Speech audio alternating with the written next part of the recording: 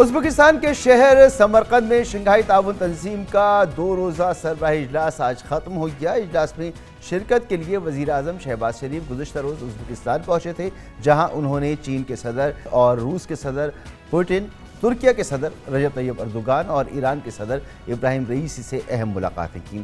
آج وزیر اعظم شہباز شریف کی عہدہ سنبھالنے کے بعد چینی صدر سے یہ پہلی ملاقات تھی، جس میں دو طرفہ تعلقات کا جائزہ لیا گیا۔ ملاقات میں اہم علاقائی اور بین الاقوامی امور پر بھی تبادلہ خیال ہوا۔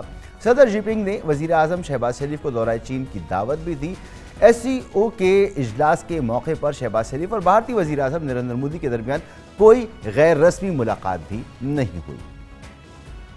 آج وزیر اعظم شہباز شریف نے ایس سی او کے اجلاس سے خطاب کے دوران پاکستان میں سیلاب کی تباہ کاریوں سے آگاہ کیا۔ ان کا کہنا تھا کہ پاکستان میں تباہ کن سیلاب یقینی طور پر موسمیات کی تبدیلی سے آیا ہے اور دنیا کو مدد کے لیے آگے آنا ہوگا۔ انہوں نے مستقبل میں ایسی آفت کسی دوسرے ملک پر آنے کے خدشے کو بھی اجاگر کیا۔ Millions of people have been displaced. 1,400 people have been killed, including 400 children. And million houses have been partially or completely damaged. Standing crops over hundreds and thousands of acres all washed away. 1 million livestock all gone.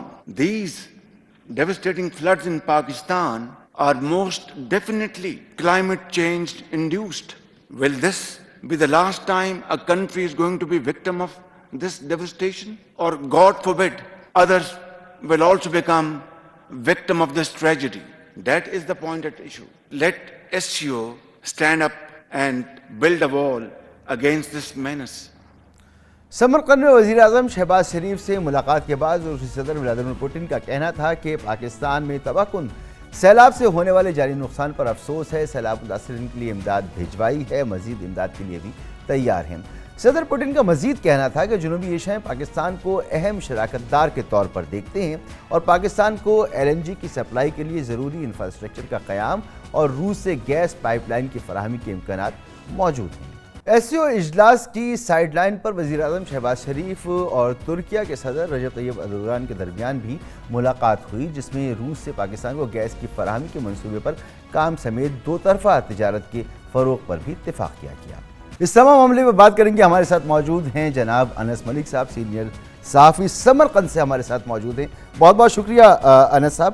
انس صاحب، بڑی important ملاقاتیں ہوئیں وزیر اعظم شہباز شریف صاحب کی، چین کے صدر سے ملاقات ہوئی، روس، ترکی، ایران کی قیادت سے ملاقات ہوئی، تو کتنا امپورٹنٹ اور کتنا بہتر دورہ تھا یہ شہباز شریف صاحب کا؟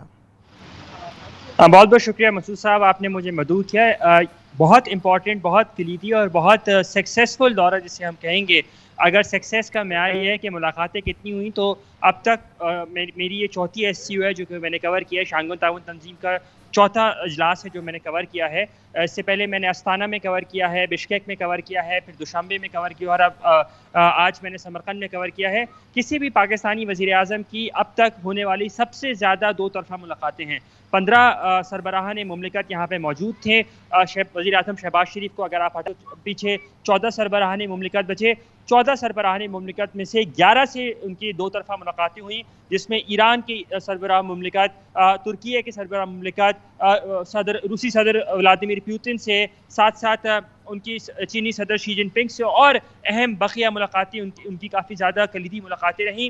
تو بائی ورچیو آف نمبرز اگر آپ دیکھیں تو بڑا سکسیسفل وزٹ رہا، اور سکسیسفل اس طرح بھی کہہ سکتے ہیں کہ پہلا یہ وزیر اعظم شہباز شریف کا دورہ تھا جو کہ ایس سی او میں وہ ریپرزینٹ کر رہے تھے، اور پہلے دورے میں ان کا ایک 1 پوائنٹ ایجنڈا تھا کہ وہ کسی بھی طرح انگیج کریں، اور ان کی اس انگیجمنٹ کے نعرے کو بالکل ٹریکشن ملی ہے۔ یہاں پہ یہ بتانا بات ضروری ہے کہ ہوسٹ کنٹری کے بعد اگر کسی کی سب سے زیادہ ملاقاتیں ہوئی ہیں وہ پاکستان کے وزیر اعظم شہباز شریف ہیں۔ اور ہم نے دیکھا جو تصویریں ہمارے سامنے آئیں اس میں نظر آ رہا تھا کہ بڑا اچھا اور کامیاب دورہ یہ چل رہا ہے۔ چینی صدر سے شہباز شریف صاحب کی یہ پہلی ملاقات تھی، تو اس کی کچھ تفصیلات آپ شیئر کر سکتے ہیں ہم سے؟ بالکل، چینی صدر سے جو ملاقات تھی اس کا دورانیہ جو ہے شروع میں تقریباً 25 منٹ رکھا گیا، تو یہ ملاقات لگ بھگ 45 منٹ جاری رہی۔ یہ ملاقات چینی صدر کی جو رہائش تھی وہاں پر ہوئی۔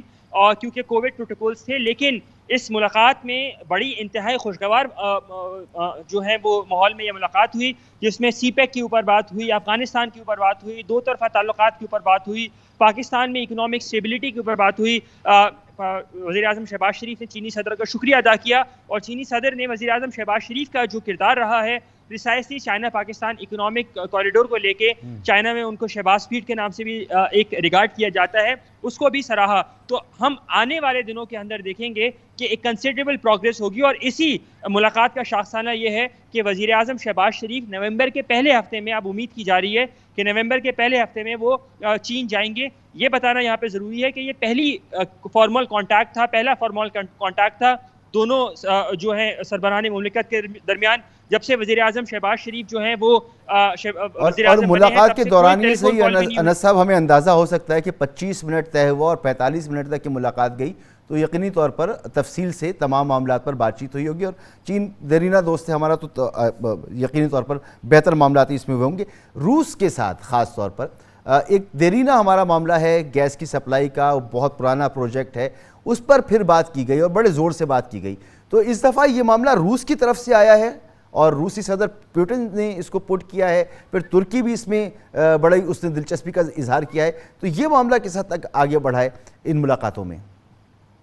دیکھیں اس وقت تک تو کل کی ملاقات میں روسی صدر جو ہیں وہ بہت پازیٹیو تھے، میں اس ملاقات کے میں نے اس کو بہت کلوزلی فالو کیا، اور روسی صدر کی جو باڈی لینگویج تھی وہ بڑی پازیٹیو انگیجمنٹ تھی۔ اس میں ایک چیز اور ان کی طرف سے یہ آفر کی گئی، اور اس انگیجمنٹ سے ایک چیز اور واضح کی گئی کہ پاکستان اور روس کے درمیان جو تعلقات ہیں وہ کسی شخصی بنیاد کے اوپر نہیں ہیں، وہ ریاستی سطح کے اوپر ہے۔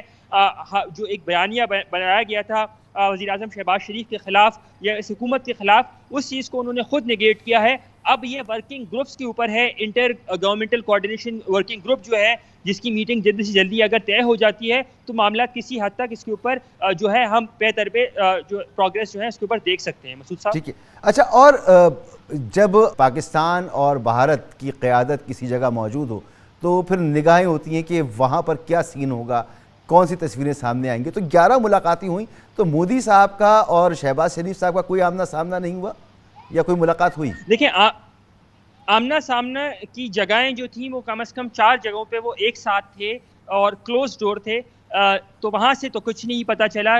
وہاں پہ اگر تو کوئی ملاقات ہوئی تو اس ملاقات کے بارے میں 2 لوگ ہی بتا سکتے ہیں، یا تو وزیر اعظم شہباز شریف خود بتا سکتے ہیں یا بھارتی وزیر اعظم مودی جو ہیں وہ خود بتا سکتے ہیں۔ لیکن اس کے علاوہ جہاں پر بھی 1+1 یا 1+5 جو اور ڈیلیگیشن کے لوگ موجود تھے، وہاں پر کم از کم دونوں کے درمیان میں ہاتھ بھی نہیں ملایا گیا۔ مصافحہ تو دور کی بات ہے، دونوں کافی قریب تھے لیکن کافی دور بھی تھے۔ لیکن ایک ہم نے جو بڑی سگنیفیکنٹ چیز دیکھی ہے کہ جو وزیر اعظم شہباز شریف کا سٹیٹمنٹ تھا، اس کے اندر پہلی مرتبہ اگست 2019 کے بعد ہم نے دیکھا کہ پاکستان کی جانب سے کشمیر کے مسئلے کو کسی بھی ملٹی لیٹرل فورم کے اوپر ریز نہیں کیا گیا۔ تو اس کو اس طرح دیکھا جا سکتا ہے کہ پاکستان کی جانب سے ایک اٹیمپٹ کی گئی ہے، اور بھارت کی جانب سے بھی اس کو ریسیپریکیٹ کیا گیا ہے کہ جو بائی لیٹرل سطح پہ 2 طرفہ تعلقات پر جو معاملات ہیں ان کو تھوڑا سا ٹیمپریچر کو کم کرنا ہے، اور اسی کی ایک جو تسلسل ہے وہ آج ہم نے دونوں طرف کے جو وزراء اعظم ہیں ان کی تقریروں میں دیکھا ہے۔ مسعود صاحب بہت بہت شکریہ آپ کا جناب انس ملک صاحب، ازبکستان سمرقند سے ہمارے ساتھ موجود تھے، اور یہ بہت ہی امپورٹنٹ دورہ تھا وزیر اعظم شہباز شریف کا، جس کی تفصیلات سے ہمیں آگاہ کر رہے تھے۔ یہاں پر ایک بریک لیں گے اور بریک کے بعد بات کریں گے کراچی میں ڈینگی کی جو صورتحال ہے وہ بہت تشویشناک ہے، اسپتال مریضوں سے بھرے ہوئے ہیں۔ بات کرتے ہیں ایک بریک کے بعد۔ پاکستان بھر میں بارشوں اور سیلابی پانی سے ایک طرف پیٹ جلد کی بیماریاں پھوٹ پڑی ہیں تو دوسری جانب ملک میں ڈینگی بھی بے قابو ہو گیا ہے اور کیسز میں ریکارڈ اضافہ دیکھنے میں آ رہا ہے۔ چھوٹے شہروں کے علاوہ ملک کے بڑے شہروں میں بھی یہ کیس جو ہیں ان کی تعداد روزانہ کی بنیاد پر بڑھتی نظر آ رہی ہے۔ سب سے زیادہ تشویشناک صورتحال کراچی کی ہے، جہاں اعداد و شمار کے مطابق یومیہ 200 سے زائد کیسز صرف سرکاری اسپتالوں میں رپورٹ ہو رہے ہیں۔ اسپتالوں کے ڈینگی وارڈز مریضوں سے بھر چکے ہیں، وہاں پر جگہ کم پڑ گئی ہے۔ بستروں کی عدم دستیابی کی وجہ سے مریضوں کو اسپتال میں ایڈمٹ نہیں کیا جا رہا ہے۔ جو مریض اسپتال میں داخل ہیں ان کے علاج کے لیے پلیٹلیٹس کی کمی ہو گئی ہے اور مریضوں کو کئی دن انتظار کرنا پڑ رہا ہے۔ ڈاکٹرز عوام سے خون کے عطیات دینے کی درخواست کر رہے ہیں، اپیلیں کی جا رہی ہیں تاکہ پلیٹلیٹس تیار کیے جا سکیں۔ دوسری جانب شہر میں ڈینگی سے بخار اور سر درد سے نجات کے لیے بنیادی ادویات ناپید ہو گئی ہیں، اور اگر مل بھی رہی ہیں تو کہیں زیادہ مہنگی قیمت پر، جس نے غریبوں کے لیے مصیبت کو مزید بڑھا دیا ہے۔ سندھ میں ڈینگی سے حالات اس قدر بگڑ گئے ہیں کہ سندھ حکومت کی جانب سے امداد کی درخواست پر وزیر اعظم شہباز شریف نے چیف کمشنر اسلام آباد کیپٹن ریٹائرڈ محمد عثمان کو سندھ بھیجا ہے۔ اطلاعات کے مطابق کیپٹن ریٹائرڈ محمد عثمان نے دور روز تک مختلف مقامات کا جائزہ لینے کے بعد سندھ حکومت سے پوچھا کہ ڈینگی کی روک تھام کے لیے کیا پلان مرتب کیا گیا ہے، تو ان کے پاس کوئی اس کا جواب موجود نہیں تھا۔ سندھ میں ڈینگی کی صورتحال سے متعلق آپ کو ایک رپورٹ دکھاتے ہیں۔ اس تمام صورتحال میں بات کریں گے ڈاکٹر فیصل محمود صاحب ہمارے ساتھ موجود ہیں، سربراہ شعبہ وبائی امراض آغا خان اسپتال۔ ڈاکٹر صاحب بہت شکریہ وقت دینے کے لیے۔ ڈاکٹر صاحب یہ فرمائیے گا کہ ڈینگی جو ہے اس کی اس وقت کیا صورتحال ہے، آپ کیا آبزرو کر رہی ہیں؟ جی السلام علیکم، بتانے کا شکریہ۔ تو ڈینگی کے کیسز میں کافی اضافہ ہو رہا ہے ایکچولی، اور یہ بتدریج بڑھتا چلا جا رہا ہے۔ ہم کو یہ تو معلوم ہے کہ ڈینگی کا سیزن شروع ہو چکا ہے، البتہ یہ بھی ہم کو پتہ ہے کہ ڈینگی کی پیک جو ہے وہ عموماً اکتوبر اور نومبر میں آتی ہے۔ مگر ڈاکٹر صاحب یہ جو ڈینگی ہے، ہم نے اس سے پہلے دیکھا پنجاب میں یہ آؤٹ بریک ہوتا تھا، کراچی میں یہ صورتحال نہیں ہوتی تھی۔ اگر بارشیں اس کی وجہ ہم قرار دیں تو بارشیں تو پورے ملک میں ہوئی ہیں، کراچی میں ہی اتنا زور کیوں ہے ڈینگی کا؟ ایکچولی کراچی میں بھی اس طرح سے ڈینگی کے پیکس آتے ہیں، بلکہ ہم یہی دیکھتے ہیں کہ ہر 3 سے 5 سال کے اندر ایک برا لہر آتا ہے ڈینگی کا، ایک شہر میں پہلے آتا ہے یا کراچی یا لاہور، اور پھر اگلے سال دوسرے شہر میں یہ آتا ہے۔ یہ اسی وجہ سے کیونکہ ڈینگی کے نئے سٹرینز آتے رہتے ہیں۔ ہمارا آخری جو بہت برا جو سال تھا وہ 2019 تھا، تو ریلی ہم ڈیو تھے کہ ایک برا ڈینگی کا بھی لہر آنے والی ہے۔ ٹھیک، تو ڈاکٹر صاحب یہ ہمیں پتہ ہوتا ہے کہ کس زمانے میں یہ پھیلے گا، تو جو ضروری انتظامات ہونے چاہیے، تو ویسا آپ کو نظر آیا ماحول کہ ہم نے بھرپور کوشش کی ہو اسے روکنے کی، لیکن پھر بھی یہ ہاتھ سے نکل گیا؟ تو دیکھیں چکر یہ ہے کہ اس سال جو 2 چیزیں ایک ساتھ ہوئی ہیں، وہ ایک تو ہم کو پتا تھا کہ ڈینگی کا پرابلی یہ سیزن خراب ہوگا، مگر ساتھ میں جو سیلاب آئے ہیں اس وجہ سے ایک تو مچھر بھی بڑھے ہیں، اور پھر ساتھ میں جتنا بھی فوکس تھا وہ فوری امداد پہنچانے پہ تھا، جس کا یہ مطلب ہے کہ جو ہمارے روٹین جو چیزیں تھیں پریونشن کی، بچاؤ کی، وہ ڈیفینیٹلی متاثر ہوئی ہیں۔ اچھا ڈاکٹر صاحب، کیا یہ ڈینگی وائرس نے اپنے آپ کو میوٹیٹ کیا ہے؟ کیونکہ بہت سے لوگ یہ شکایت کرتے ہیں کہ انہیں سمٹمز تو محسوس ہوتے ہیں، مگر جب وہ ٹیسٹ کراتے ہیں تو ڈینگی پازیٹیو کا ٹیسٹ ان کا نہیں آتا، لیکن سمٹمز سارے موجود ہوتے ہیں۔ ڈینگی وائرس کے 4 اقسام ہوتے ہیں، اور ہر سال جب یہ پیک پکڑتا ہے، اگر جو خراب سال ہوتا ہے اس میں ان 4 میں سے کوئی ایک آتا ہے۔ ڈینگی کے جو ٹیسٹ ہے اس میں جو ایک ٹیسٹ ہے، خاص طور پہ جو ہم بخار کے دوران شروع کے 5 دن میں کرتے ہیں، اس کی خاصیت یہ ہے کہ اگر وہ پازیٹیو آتا ہے تو یہ تو ہم یقینی کہہ سکتے ہیں کہ ڈینگی ہے، البتہ ڈینگی ہوتے ہوئے وہ نیگیٹو آ سکتا ہے۔ اینڈ کبھی کبھار اس ٹیسٹ کو 1 سے دفعہ زیادہ کرنے کی ضرورت پڑتی ہے اس کو کنفرم کرنے یہ جو بھی اس ڈینگی وقت قسم ہے وائرس شاید اتنا تبدیل نہیں ہوا ہے جتنا ہم کو پتا کہ یہ ٹیسٹ جو ہے یہ ڈینگی ہوتے ہوئے نیگیٹو آ سکتا ہے۔ اوکے، تو ایسی صورتحال میں کیا کرنا چاہیے لوگوں کو؟ کون سے ایسے سمٹمز کو فیل کریں کہ اگر ٹیسٹ میں نہیں بھی آتا تو ان کو احساس ہونا چاہیے کہ ڈینگی ہو سکتا ہے، اور پھر اپنے لیے کیا وہ بہتر کر سکتے ہیں، کیا ان کی تدابیر ہونی چاہیے؟ تو جیسے کہ آپ نے رپورٹ میں بھی آپ نے بتایا کہ ڈینگی کے اندر عموماً بخار بہت تیز ہوتا ہے، اینڈ یہ تقریباً 3 سے 5 دن کے لیے یہ بخار ہوتا ہے۔ البتہ اگر آپ کو شبہ ہے کہ آپ کو ڈینگی ہے، ایون اگر آپ کا رپورٹ نیگیٹو آ رہی ہے، تو 2-3 چیزیں ہیں جو کہ آپ کر سکتے ہیں۔ ایک تو یہ کہ پانی کا استعمال اچھا رکھیں، تقریباً 2.5 لیٹر یعنی کہ 8 سے 10 گلاس پانی یا ORS یا جوس لینا بہتر ہوتا ہے۔ دوسری چیز یہ کہ اگر آپ کو پیٹ میں شدید درد ہو، اگر لگے کہ پیشاب کم آ رہا ہو، غنودگی ہو، کہیں سے بلیڈنگ ہو، تو یا بہت زیادہ متلی الٹی ہو، تو اس کیس میں ہسپتال کی طرف رجوع کرنا ضروری ہے۔ اور آخری چیز یہ کہ ڈینگی میں جو اکثر ہم کہتے ہیں کہ پلیٹلیٹ کم ہوتے ہیں یا اور پانی کمی ہوتی ہے، تو اس میں سے یہ عموماً اس وقت ہوتا ہے جب بخار ٹوٹ رہا ہوتا ہے، تو بخار کے دوران اتنا نہیں، بخار ٹوٹنے ٹائم تو دھیان زیادہ دینے کی ضرورت ہے۔ اچھا ایڈمیشن کس وقت ہونا ضروری ہوتا ہے کہ اگر کیفیت کوئی انسان محسوس کرے کہ میں اس کیفیت کو محسوس کر رہا ہوں تو اسے اسپتال کا رخ کرنا چاہیے؟ تو بالکل، تو وہ 5 چیزیں جو ابھی میں نے ڈسکرائب کی تھیں، یعنی کہ پیٹ میں بہت درد ہونا، پیشاب اگر کم ہونا، کہیں سے بلیڈنگ نظر آنا, غنودگی یا بہت زیادہ متلی الٹی کہ آپ کچھ کھا پی نہیں پا رہے, تو یہ وہ 5-6 چیزیں جس پہ آپ کو ہسپتال کی طرف ڈیفینیٹلی رخ کرنے کی ضرورت ہے. اچھا, بہت سی اس کے حوالے سے لوگوں کے درمیان یا تو صحیح اطلاعات ہوتی ہیں یا غلط فہمیاں ہوتی ہیں, تو میں آپ سے کنفرم کرنا چاہ رہا ہوں کہ کیا یہ جو مچھر حملہ آور ہوتا ہے ڈینگی کا, یہ صبح اور شام میں کوئی تفریق ہے کہ صبح نہیں ہوتا اور شام میں ہوتا ہے؟ نہیں جی, تو ہوتا یہ کہ یہ جو مچھر ہے اس کا جو پیک کاٹنے کا ٹائم ہے, جو سب سے زیادہ کاٹتا ہے وہ مغرب اور فجر کے ٹائم پہ کاٹتا ہے. البتہ ایسا نہیں ہے کہ اگر آپ ہیں اور مچھر ایک ہی کمرے میں ہے اور یہ اوقات نہیں ہے تو یہ نہیں کاٹے گا, یہ ہر وقت کاٹ سکتا ہے, مگر اس کے جو میکسیمم کاٹنے کا ٹائم ہے وہ یہ 2 اوقات. اچھا, خون کے لیے اپیلیں کی گئی ہیں, تو اس حوالے سے آپ کچھ کہنا چاہیں گے کہ انف پلیٹلیٹس موجود ہیں جتنے مریض ہیں, یا آپ کچھ کہنا چاہیں گے لوگوں سے؟ تو ایکچولی یہ ایک بہت کامن مسکنسیپشن ہے, یہ لوگوں کی غلط فہمی ہوتی ہے کہ ڈینگی کے اندر پلیٹلیٹ دینے کی ضرورت ہوتی ہے.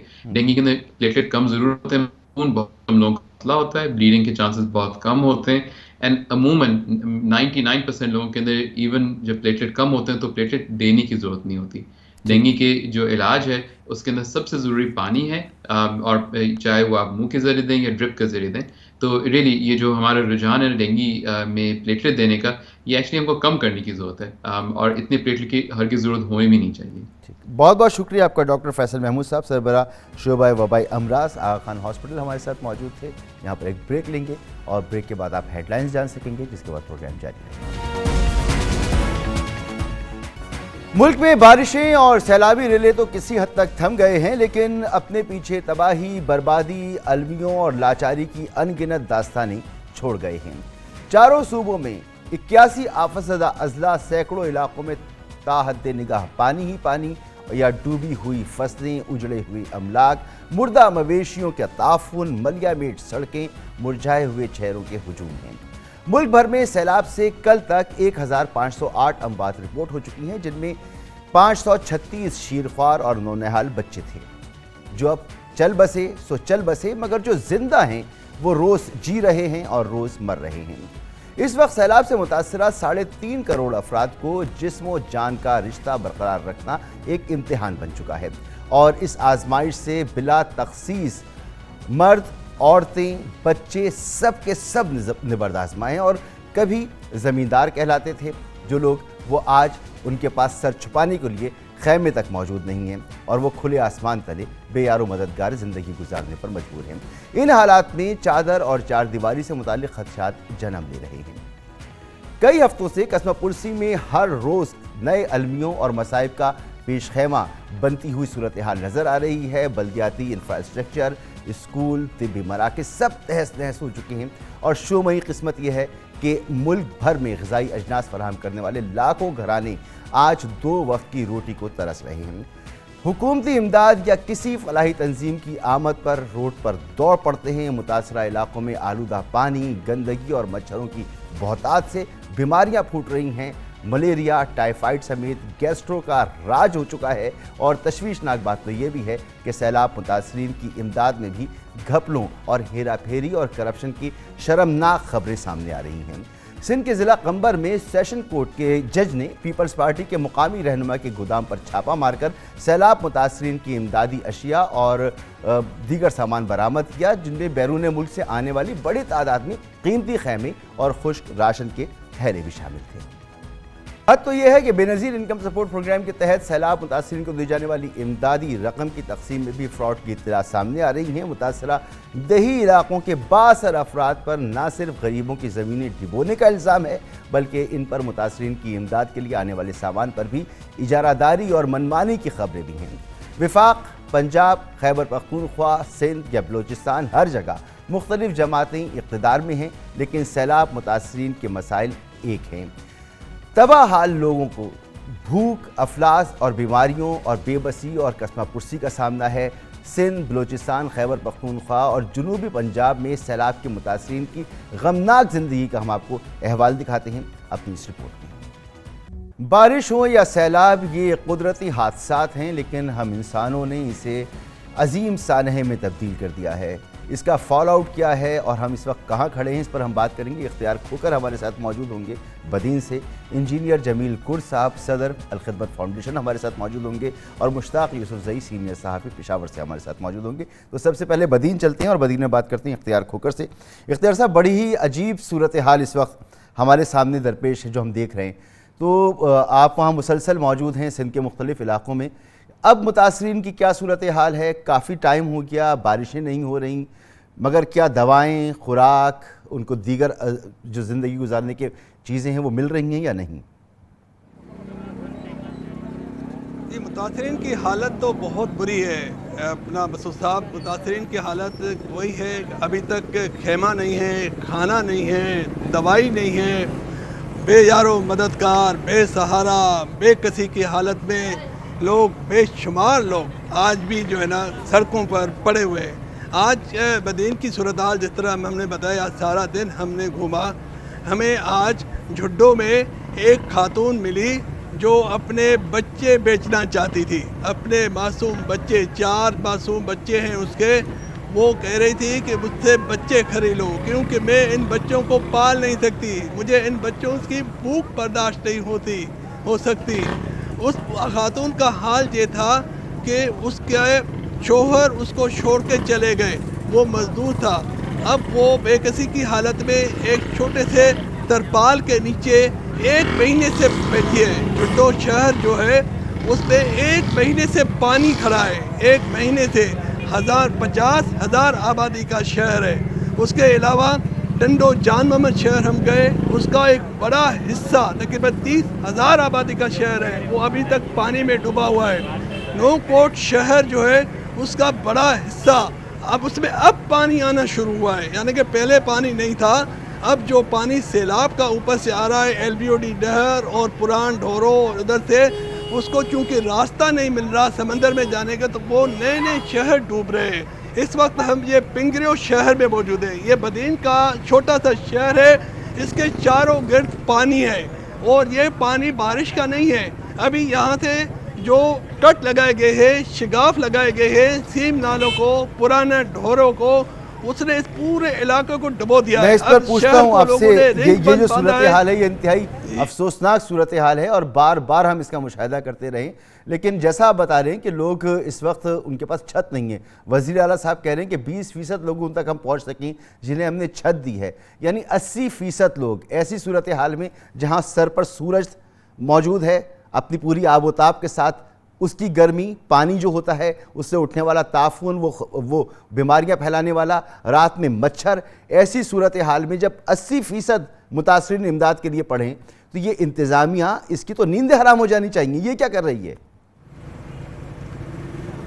انتظامیہ جو راشن ہے اپنا مسعود صاحب وہ دیتی ہے وڈیروں کو، یہاں کے وڈیرے کو، اور وہ وڈیرے راشن اس بیس پہ دیتے ہیں کہ ہمیں ووٹ کس نے دیا.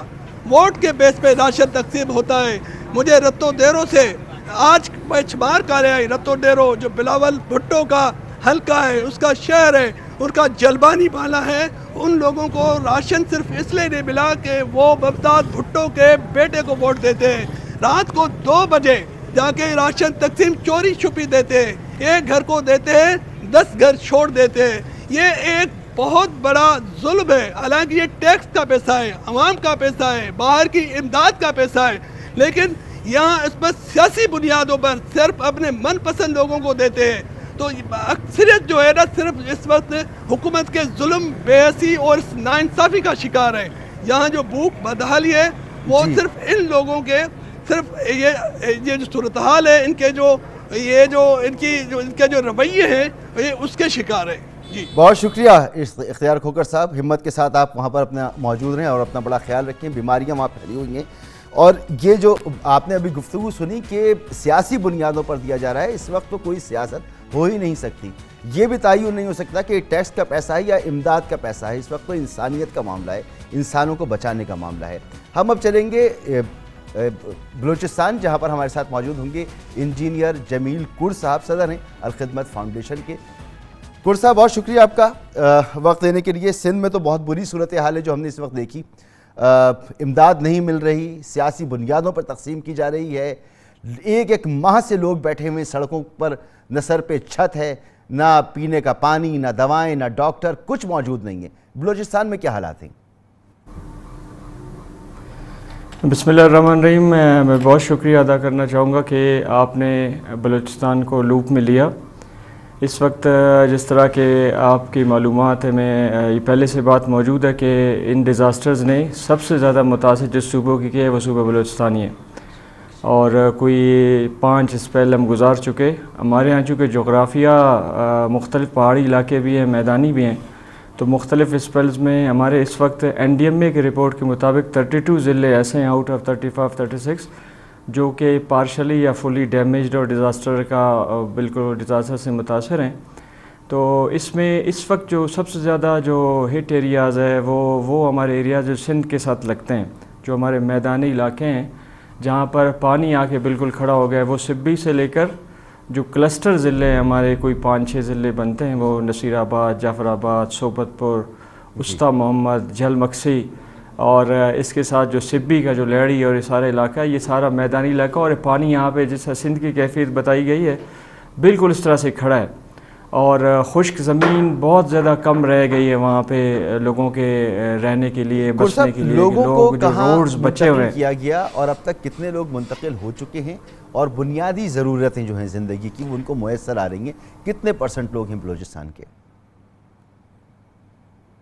تو لاکھوں لوگ ایسے ہیں کہ بالکل کھلے آسمان تلے بلوچستان میں مختلف اضلاع کے اندر رہ رہے ہیں۔ بنیادی طور پر ان کے گھر کچے ہیں، چونکہ بلوچستان میں کچی آبادی ساری پانی کی وجہ سے وہ بالکل پانی میں بہہ گئے ہیں، اور لوگ جو ہے بالکل مجبوراً ایک قمیض کے ساتھ اپنے گھروں سے نکلے، اور جو روڈ سائڈ انہیں ملا ہے، کسی رشتہ دار کا اگر کسی دوسرے ضلع میں ملا ہے، آئی ڈی پیز کا بہت زیادہ پریشر ہے جو کہ ضلع تھوڑے سے بہتر ہے، تو لوگ ظاہر ہے کہ ڈسپلیسڈ ہے بہت بڑی تعداد میں۔ اس وقت میں آپ کو بتاؤں کہ پینے کا صاف پانی بھی اویلیبل نہیں ہے ان اضلاع کے اندر۔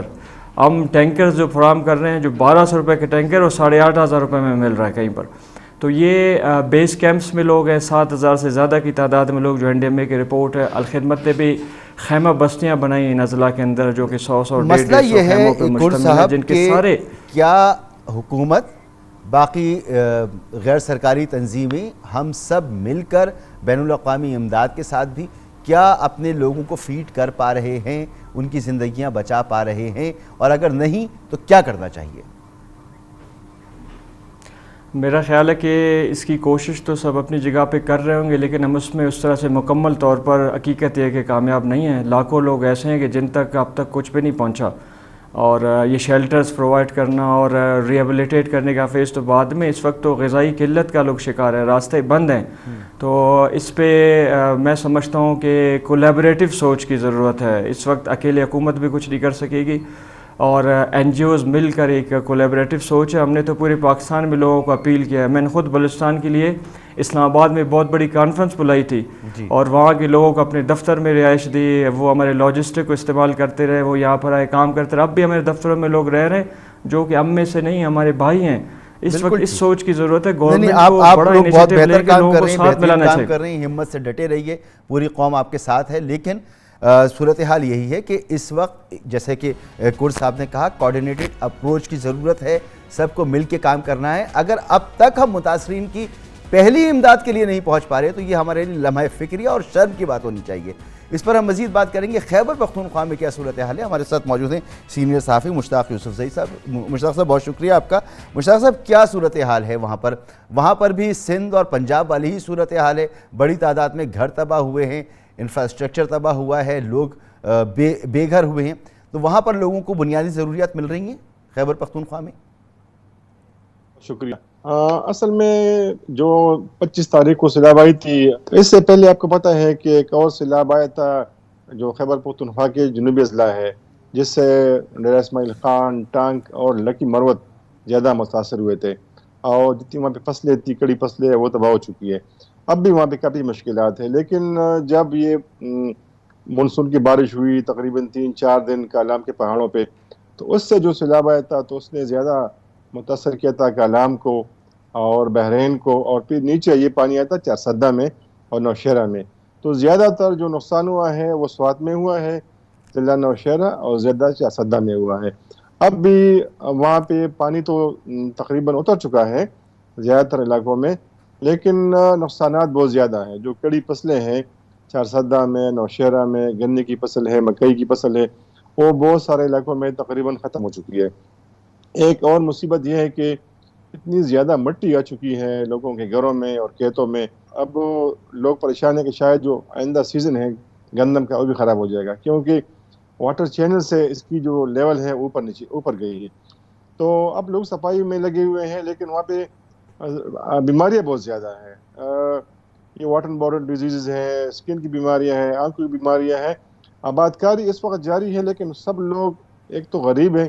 مصیبت یہ ہے کہ جہاں جہاں یہ سیلاب آیا ہے، نوشہرہ میں، چارسدہ میں، تو اس نے ان علاقوں کو ہٹ کیا ہے کہ جو زیادہ تر دیہڑی مار ہے، ڈیلی ویجز ہیں، وہ سارے بیچارے کاشتکار ہے، تو سارے لوگ لگے ہوئے ہیں، لیکن ان کے پاس پیسہ بھی نہیں ہے، خود کام پہ بھی نہیں جا سکتے، صفائی کر رہے ہیں، بیماریاں بہت زیادہ ہیں۔ لیکن تھوڑی بہت امداد پہلے آئی تھی یہاں پہ، جو نان گورنمنٹ آرگنائزیشن ہے، این جی اوز کی طرف سے کچھ فورن ایڈ بھی آئی تھی، لیکن اب خاموشی ہے، اور لوگ یہ گلہ کر رہے ہیں کہ ہم تو دیکھتے ہیں روزانہ کہ باہر سے بہت زیادہ امداد آ رہے ہیں پاکستان میں سیلاب تاثرین کے لیے، لیکن یہاں پہ کچھ نہیں پہنچ رہا، ان تک ابھی تک ایڈ نہیں پہنچ رہی۔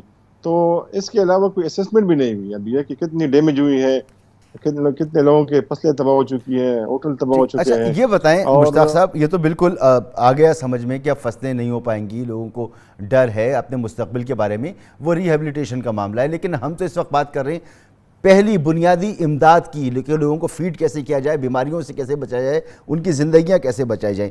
رابطہ سڑکیں ٹوٹ چکی ہیں، پل ٹوٹ چکے ہیں، لوگوں تک پہنچنا مشکل ہو گیا ہے، نوشہرہ ہو، چارسدہ ہو، مالاکنڈ ڈویژن ہو، تو یہاں پر اب تک ہنگامی بنیادوں پر یہ راستے بحال نہیں ہو سکے، یہ کیا معاملہ ہے؟ یہ بہت اہم سوال آپ نے کیا۔ ابھی تک حکومت کی طرف سے کوئی کام نہیں ہو رہا، جو سڑکیں بیچ چکی ہیں، جو پل خراب ہو چکے ہیں، ٹوٹ چکے ہیں پانی میں، تو اس کے اوپر کوئی کام نہیں ہو رہا۔ صرف میں اگر آپ کو دے دوں مثال، کالام بحرین کے درمیان جو سڑک ہے اور جو پل بہہ گئے ہیں، تو ابھی تک اس کے اوپر کام ہو رہا ہے۔ آرمی چیف خود گئے تھے، انہوں نے اعلان کیا تھا کہ 6-7 دنوں میں یہ سڑک جو ہے کھل جائے گی۔ اصل میں جو رابطہ سڑکیں بیچ چکی ہیں اور پل ٹوٹ چکے ہیں، وہ زیادہ تر تقریباً پہاڑی علاقوں میں ہوئے ہیں، چترال میں، افردیر میں، اور زیادہ تر جو نقصان ہوا ہے وہ اپر سوات میں ہوا ہے۔ اور پھر جو سب سے زیادہ نقصان ہوا ہے وہ ہے کالام اور بحرین کے درمیان جو 35 کلومیٹر کی سڑک ہے، اس سے زیادہ نقصان ہوا ہے، کیونکہ بحرین سے آگے تقریباً 60-70 ہزار کی آبادی ہے۔ یہ مختلف ویلیز ہیں، وہاں پہ وادیاں ہیں، اور کافی آبادی وہاں پہ ہے، لوگ مختلف سبزیاں وہاں پہ کاشت کرتے ہیں، تو زیادہ تر جو اس وقت اثر ہے اور لوگ متاثر ہو چکے ہیں وہ لوگ ہیں، کیونکہ ابھی ایک ٹریک انہوں نے بحال کی ہے، لیکن وہ بہت خطرناک ہے۔ کل بھی ایک گاڑی گری تھی، اور 2-3 دن پہلے ایک خاتون وہاں پہ اس کی ڈیتھ ہوئی تھی، کیونکہ وہ ٹریک بہت ہی خطرناک ہے۔ نیچے سارا جو روڈ ہے وہ بیچ چکا ہے دریا میں، اور لوگ لگے ہوئے ہیں، انجینئرنگ کور کے لوگ ہیں، NHA کے لوگ ہیں، لیکن ان کے پاس 3-4 گاڑیاں ہیں چھوٹی چھوٹی، تو اس لیے جو نقصان ہوا ہے اس سپیڈ سے باہری کا کام نہیں ہے۔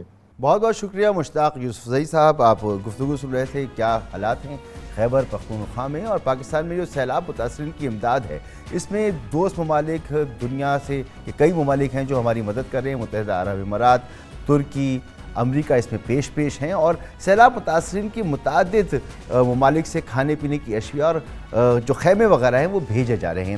امریکہ کی جانب سے سیلاب سے متعلق امدادی کارروائیوں کے لیے اب تک 18 پروازیں پاکستان پہنچی ہیں۔ امریکی سفیر ڈونلڈ بلوم کا کہنا ہے کہ امریکہ $53 ملین سے زائد کا امدادی سامان پہنچا چکا ہے۔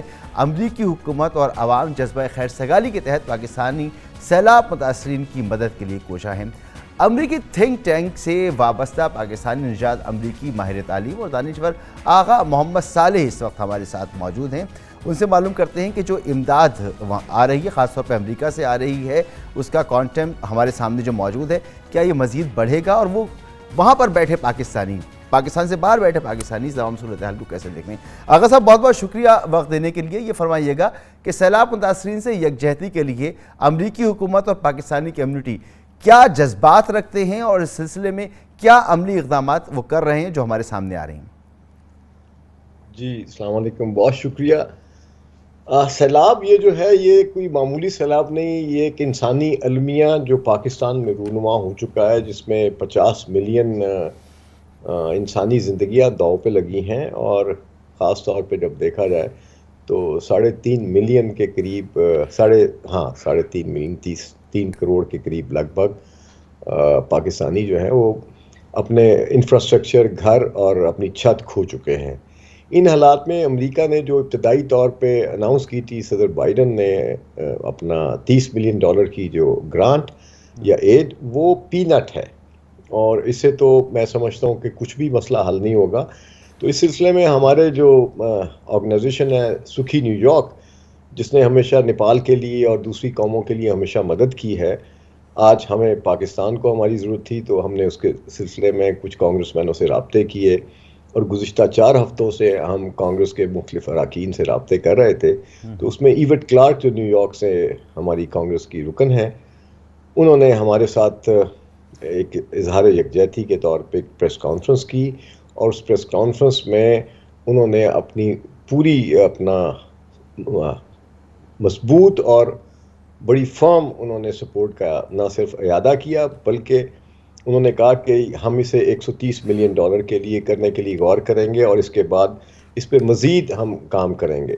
تو یہاں پہ میں آپ کو بتاتا چلوں کہ ٹی پی ایس کے لیے ہم نے ان سے جو درخواست کی تھی اس کو نہ صرف انہوں نے منظور کیا، بلکہ سیکریٹری آف اسٹیٹ کو انہوں نے اپنا لیٹر لکھا، اسے ٹویٹ کیا، اور اس ٹویٹ کرنے کے بعد جو ہوم لینڈ سیکیورٹی کی جو کمیٹی ہے اس نے بھی اس کو انڈورسمنٹ کے طور پہ ری ٹویٹ کیا۔ ٹی پی ایس ایک انتہائی امپورٹنٹ ایک آرسنل ہے جو امریکہ کی حکومت ان ممالک کو جہاں قدرتی آفات اور بڑے واقعات رونما ہوتے ہیں انسانی المیے، ان کو وہ دیتی ہے، اور ان تارکین وطن کو اس سے یہ فائدہ پہنچتا ہے جو امریکہ میں مقیم ہیں، اور غالباً 1 لاکھ کے لگ بھگ پاکستانی ایسے ہیں جو گزشتہ 20 برسوں میں یا 25-30 برسوں میں جب سے اس ملک میں آئے ہیں، ان کے پاس پراپر ڈاکومنٹیشن نہیں ہے، ٹریول ڈاکومنٹس نہیں ہیں، وہ ایک ہائبرنیشن کی زندگی گزار رہے ہیں۔ اور اس ٹی پی ایس کے ٹیمپریری پروٹیکٹڈ سٹیٹس کے گرانٹ ہونے سے 3 سے 5 برسوں کے لیے اگر اس کو ہم مطالبہ کر رہے ہیں امریکہ کی حکومت سے کہ وہ اس کو گرانٹ کرے، تاکہ پاکستان کے وہ پاکستانی شہری جو اس ملک میں امریکہ میں ایک انڈر سیج لائف گزار رہے ہیں، ان کو نہ صرف ان کے خلاف جتنے کیسز ہیں ڈیپورٹیشن کے وہ ہولڈ پہ چلے جائیں گے، اگر وہ پاکستان ٹریول کر کے آتے ہیں تو وہ واپس آ سکیں گے، اور نہ صرف وہ یہ سب چیزیں اس کے فائدے ہوں گے، بلکہ میں سمجھتا ہوں کہ وہ لوگ کم از کم 1 لاکھ پاکستانی خاندانوں کی کفالت کر سکیں گے۔ بڑی یہ بہت بڑی کوشش ہے آپ کی اور قابل قدر ہے۔ بہت بہت شکریہ آپ کا جناب آغا محمد صالح صاحب۔ بڑی زبردست کمیونٹی ہے ہماری جو ملک سے باہر ہے، خاص طور پہ امریکن کمیونٹی بڑی طاقتور ہے اور بھرپور کوششیں کی جا رہی ہیں، لیکن سب سے امپورٹنٹ یہی ہے کہ جو متاثرین اس وقت سیلاب کی تباہ کاریوں کا سامنا کر رہے ہیں ان کی فوری امداد ہو سکے۔ ایک جانب تو یہاں پہ سیلاب کی آزمائش کی صورتحال ہے، تو دوسری طرف ہمارا جو نظام انصاف ہے اس کے لیے بھی سخت امتحانی لمحات ہمارے سامنے ہیں۔ ایک بریک کے بعد اس پر ہم بات کریں گے، اور بات کریں گے سپریم کورٹ کے سینئر جج جسٹس قاضی فائز عیسیٰ اور جسٹس طارق مسعود کے خط کے بارے میں، جس میں انہوں نے اظہار مایوسی کیا ہے، اور یہ خط انہوں نے چیف جسٹس عمر عطا بندیال کی جانب سے 4 روز قبل نئے عدالتی سال کی تقریب میں خطاب پر تحفظات سے متعلق لکھا ہے۔ اس پر تفصیل سے بات ہوگی ایک بریک کے بعد۔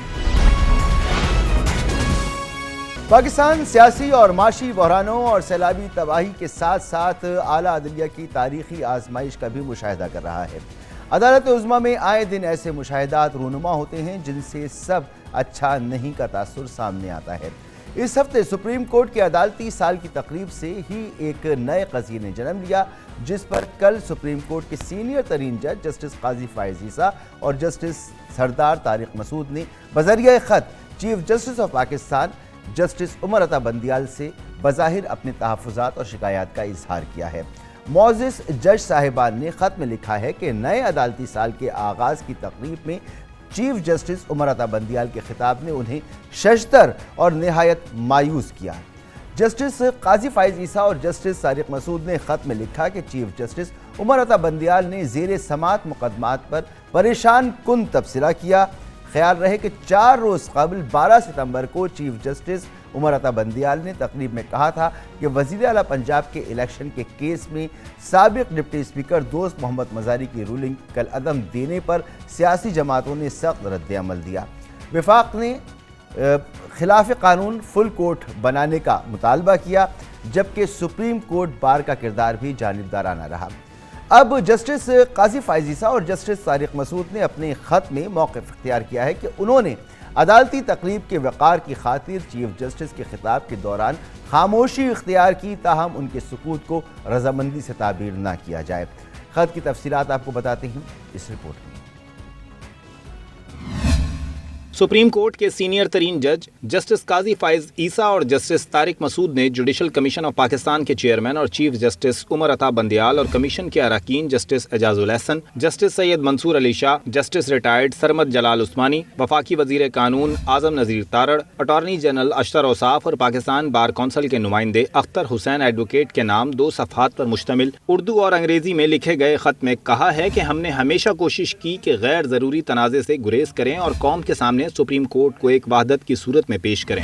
دونوں جج صاحبان نے لکھا کہ تقریب کا مقصد، جیسا کہ چیف جسٹس نے بھی بیان کیا تھا، کہ ہم عدالتی ترجیحات کا تعین کریں، لیکن چیف جسٹس نے اس کے علاوہ بھی بہت کچھ کہا، یک طرفہ طور پر بات کی ہے۔ حالانکہ سپریم کورٹ تنہا چیف جسٹس پر مشتمل نہیں ہے، بلکہ اس میں سپریم کورٹ کے تمام جج شامل ہیں۔ فاضل ججز نے لکھا کہ چیف جسٹس نے کہا کہ جوڈیشل کمیشن نے اپنے چیئرمین یعنی ان کی جانب سے مجوزہ امیدواروں کی منظوری نہیں دی، جبکہ انہوں نے وفاقی وزیر قانون اور اٹارنی جنرل سے ناراضگی کا اظہار کیا۔ حالانکہ جوڈیشل کمیشن کے چیئرمین کو یہ نہیں کہنا چاہیے تھا جو کہا گیا۔ خط کے مطابق جوڈیشل کمیشن کے تمام اراکین بشمول چیئرمین برابر ہیں اور چیف جسٹس کی ذمہ داری صرف اس کے اجلاس کی سربراہی کرنا ہے۔ کمیشن نے 28 جولائی کو چیف جسٹس کے نامزد 5 امیدواروں کی نامزدگی کی منظوری نہیں دی تھی۔ یہ چیف جسٹس کو زیب نہیں دیتا کہ وہ کمیشن کے ارکان پر حملہ کریں، وہ بھی عوام کے سامنے، اور صرف اس وجہ سے کہ انہوں نے ان کے امیدواروں کی تائید نہیں کی۔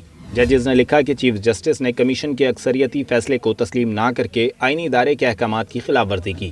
ججز نے قرار دیا کہ جب جوڈیشل کمیشن کے چیئرمین اپنا ہدف حاصل کرنے میں کامیاب نہ ہوئے تو اجلاس درمیان میں ہی چھوڑ کر چلے گئے۔ فاضل ججز نے لکھا کہ 1/3 سے زیادہ سپریم کورٹ خالی پڑی ہے، اسے معذور نہیں چھوڑا جا سکتا۔ جسٹس فائز عیسیٰ اور جسٹس طارق مسعود نے خط میں لکھا کہ چیف جسٹس نے عدالتی تقریب میں زیر سماعت مقدمات پر تبصرہ کیا جو کہ نہایت پریشان کن تھا۔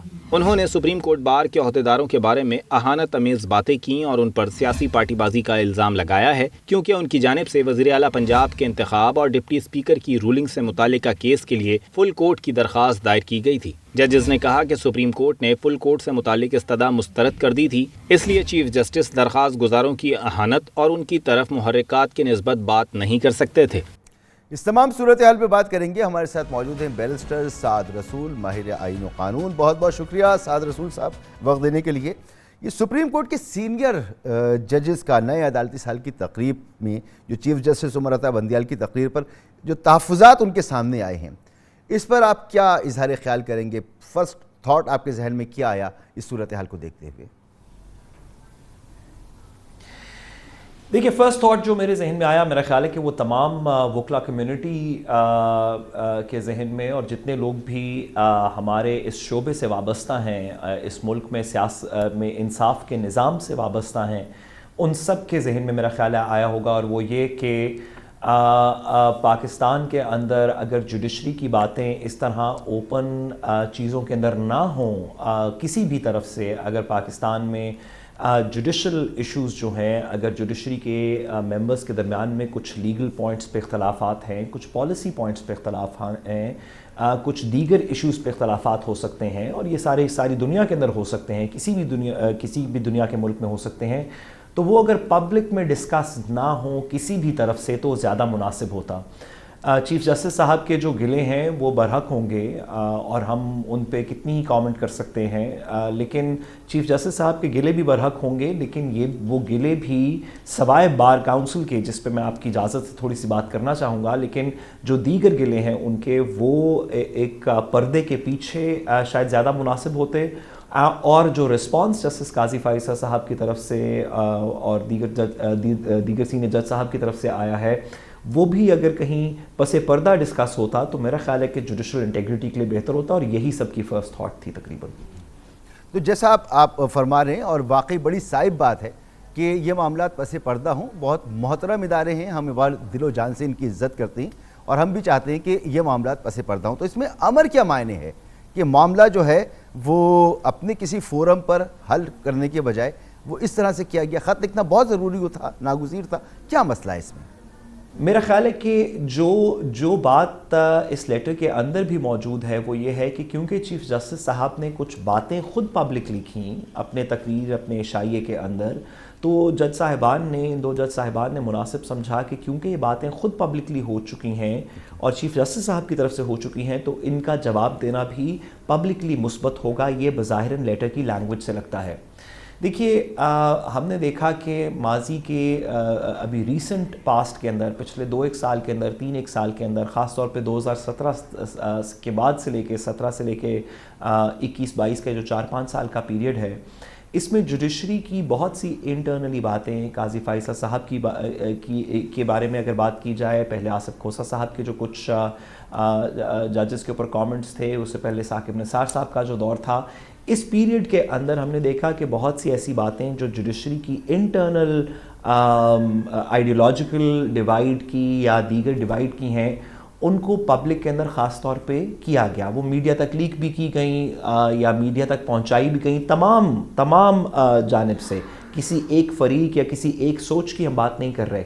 ہمارا بطور وکلا اور وکلا حضرات کے ساتھ ہی ساتھ دیگر قوم کے لوگوں کا، جو سائلین، جو سائل قوم ہے، اس کے لوگوں کا یہ کبھی بھی ہمارا اعتراض نہیں ہو سکتا کہ جج صاحبان کسی لیگل پوائنٹ کے اوپر آپس میں ڈس ایگری کریں. وہ ڈس ایگری کر بھی سکتے ہیں اور کرنا ہیلدی بھی ہے، لیکن وہ ڈس ایگریمنٹس ان کے اگر عدالتی فیصلوں کے اندر نظر آئیں تو زیادہ مناسب ہوگا. جو دیگر ڈس ایگریمنٹس ہیں، صاحب یہ بات اس لیے بھی ہمارے لیے ایڈمنسٹریٹولی ریزالو ہو جائے تو زیادہ اہمیت رکھتی ہے کہ ایسی صورتحال میں سپریم کورٹ میں 5 ججز کی تعیناتی کا مسئلہ، یہ مسئلہ کیسے حل ہوگا؟ جے سی پی کے 5 اراکین نے چیف جسٹس عمر عطا بندیال کے نامزد کردہ ججوں کی تقرری کی منظوری نہیں دی تھی، اس کا حل کیسے نکلے گا؟ دیکھیے، جج صاحبان کی تقرری کا جو فیصلہ، جو طریقہ 18ویں ترمیم کے اندر تعین کیا گیا آرٹیکل 175A کے اندر، اس کے اندر بڑے اسپیسیفک رول ڈیفائن کیے گئے ہیں مختلف فورمز کے، جس میں جوڈیشل کمیشن بھی ہے، پارلیمنٹری کمیٹی بھی ہے، اور اس کے بعد سپریم کورٹ کی آنے والی ججمنٹس، لیاقت چغتائی کیس، دیگر اس طرح کے جو کیسز ہیں، ان میں ان کے رول کی تشریح کر کے بڑے واضح کر دیا گیا ہے کہ ہر فورم کا کیا رول ہے. جو بات ایک طرف سے جسٹس قاضی فائزہ صاحب کی طرف سے کی جا رہی ہے اور دیگر جج صاحبان کی طرف سے بھی شاید کی جا رہی ہے، وہ یہ ہے کہ جوڈیشل کمیشن کے اندر چیف جسٹس صاحب صرف ایک ممبر ہیں. جوڈیشل کمیشن کے اندر ان کا ووٹ جو ہے وہ اسی طرح ہے جس طرح دیگر ممبرز کا ووٹ ہے، اور اگر میجورٹی سے ان کے نامنیز کو نہیں مانا گیا تھا تو بات آگے چل پڑتی. ایک انہوں نے پروپوزل دی اور اگر وہ نہیں مانے گئے تھے تو آگے بات چل پڑتی. چیف جسٹس صاحب کی طرف سے بظاہراً یہ کہنا، ان کی تقریر کے اندر ان کا ایک موقف مختلف تھا، اور وہ یہ تھا کہ شاید کسی الٹیریئر موٹیو سے یہ اپوائنٹمنٹس روکی گئیں، اور بار کے خاص طور پہ رول کے اوپر جو انہوں نے بات کی کہ بار کے ریپرزینٹیٹیوز، اور اس کے اندر تو جہاں پہ ہم بڑے کیئرفلی بات کرتے ہیں جوڈیشل کانڈکٹ کی، جوڈیشل آفیسرز کی، بینچ کی، وہاں پہ ہمیں بار کے بارے میں تو کم از کم میں بطور وکیل کھل کے بات کرنا چاہتا ہوں کہ یہ بات درست ہے کہ بار کا رول پچھلے چند مہینوں کے اندر، کچھ خاص طور پہ چند سالوں کے اندر بڑا ڈیوائسو رہا. ہم نے دیکھا کہ ایک مخصوص پولیٹیکل پارٹی، ایک مخصوص پولیٹیکل گروہ، ایک مخصوص آئیڈیالوجی کے لوگ جب بھی کسی مقدمے کو عدالت لے کے گئے ہیں، اور ہم اسپیسیفکلی بات کر لیتے ہیں کہ شہباز شریف صاحب کے جو مقدمات ہیں یا حمزہ شہباز صاحب کے جو پنجاب کے اندر مقدمات ہیں، اس کے اندر نون لیگ کی وکالت کم کی جا رہی ہے یا نون لیگ کی طرف سے وکالت کم کی جا رہی ہے، اور بار کاؤنسل کی طرف سے پٹیشن زیادہ فائل کی جا رہی ہیں. میں چاہتا ہوں کہ ذرا جو یہ والا معاملہ ہے جو جس کا ہم نے تفصیل سے ذکر کیا، اس پر ذرا سی اور میں آپ سے معلومات حاصل کروں. ایک اور اہم مسئلہ جو ہمارے سامنے موجود ہے وہ یہ کہ حکومت کی جانب سے عدلیہ کے متعلق آئینی ترامیم کا بل، یہ ایک معاملہ ہے، اور اس پر جوڈیشل کمیشن کے جو ارکان ہیں ان کی تعداد 9 سے 7 کرنے کی تجویز ہے. اس کے علاوہ پارلیمانی کمیٹی کے اختیارات کو مضبوط کیا گیا ہے. اس کا جو فیصلہ ہوگا پارلیمانی کمیٹی کا فیصلہ وہ عدالت یا کسی اور فورم پر چیلنج نہیں کیا جا سکے گا. کیا یہ عدلیہ کو قبول ہوگا؟ دیکھیے جب آرٹیکل 175A 18ویں ترمیم کے تھرو انٹروڈیوس ہوا تھا تو اس وقت جوڈیشل کمیشن کی کمپوزیشن وہ موجود نہیں تھی جو اس وقت ہے. جوڈیشری کے ریپرزینٹیٹیوز تھوڑے کم تھے اس وقت کی موجودہ کمپوزیشن سے اور ایگزیکٹو کے ریپرزینٹیٹیو زیادہ تھے. اس وقت ایک 18ویں ترمیم کے اوپر فل کورٹ یعنی کہ 17 ممبرز کے بینچ نے بیٹھ کے ایک مقدمہ سنا جس کے اندر عدالت نے افتخار چودھری صاحب کے وقت میں عدالت نے موقع دیا گورنمنٹ کو کہ ہم آپ کو 3 مہینے 4 مہینے کا موقع دیتے ہیں اگر آپ اس میں کچھ ترمیم کرنا چاہتے ہیں کیونکہ یہ انڈیپینڈنس آف جوڈیشری کے خلاف ہے کہ جوڈیشری کی پاور کم ہو اور دیگر ایگزیکٹو کی پاور اپوائنٹمنٹ میں زیادہ ہو. کیونکہ یہ انڈیپینڈنس آف جوڈیشری کے خلاف ہے ہم آپ کو موقع دیتے ہیں آپ اس کمپوزیشن کو چینج کر لیں. اس عدالت کے فیصلے کے تناظر کے اندر 19ویں ترمیم کے اندر جوڈیشل کمیشن کا کمپوزیشن چینج کر کے جوڈیشری کے نمبرز کو زیادہ کیا گیا یعنی انہیں میجورٹی دی گئی. اگر اس کو واپس چینج کیا جاتا ہے تو عدالت اپنے واپس اس دلیل پہ جا سکتی ہے کہ آپ انڈیپینڈنس آف جوڈیشری کو کے اندر پالیٹکس کو اور ایگزیکٹو کو اور پارلیمنٹ کو ڈال رہے ہیں, یہ غیر آئینی ہے. اب 21ویں ترمیم کی ججمنٹ کے بعد جوڈیشری نے اپنے پاس یہ اختیار رکھ لیا ہے کہ اگر آئین کا کوئی بھی شک, آئین کی کوئی بھی شک اگر آئین کے بیسک سٹرکچر کے مترادف ہو تو ہم اس کو سٹرائک ڈاؤن کر دیں گے. اور بیسک سٹرکچر کے اندر ایک فیچر جو انہوں نے ڈکلیئر کیا ہے وہ انڈیپینڈنس آف جوڈیشری ہے.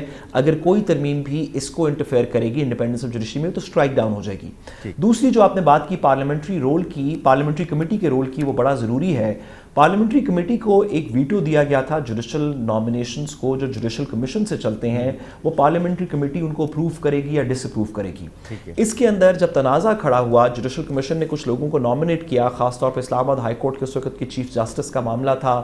قاسی صاحب اور شیخ ریاض صاحب کے درمیان میں سے کسی ایک شخص نے لگنا تھا, جسٹس قاسی اور جسٹس شیخ ریاض. تو عدالت نے جوڈیشل کمیشن نے نامینیٹ کیا کچھ لوگوں کو, پارلیمنٹری کمیٹی نے کہا کہ ہم یہ نہیں مانتے, پریزیڈنشل ریفرنس بھی کریٹ ہوا. اس کے بعد عدالت نے جسٹس جواد خواجہ کی ایک ججمنٹ ہے جس میں بڑے واضح طور پہ کہہ دیا کہ پارلیمنٹری کمیٹی جوڈیشل کمیشن کے نامنیز کو روک نہیں سکتی, اور اگر روک سکتی ہے تو ایک بڑی مخصوص سا بڑا چھوٹا سا دائرہ. بہت شکریہ آپ کا بیرسٹر سعد رسول صاحب, بہت شکریہ آپ کا. آزاد عدلیہ پورے پاکستان کی خواہش اور ایسا ہی ہونا چاہیے کہ عدلیہ کو بالکل آزاد ہونا چاہیے, اور اس کے حوالے سے کہیں پر بھی کوئی بات ہوگی تو اسے ڈسکس ضرور کیا جائے گا. یہاں پر پروگرام کا وقت ختم ہوتا ہے, ہم اجازت چاہیں گے. اللہ حافظ.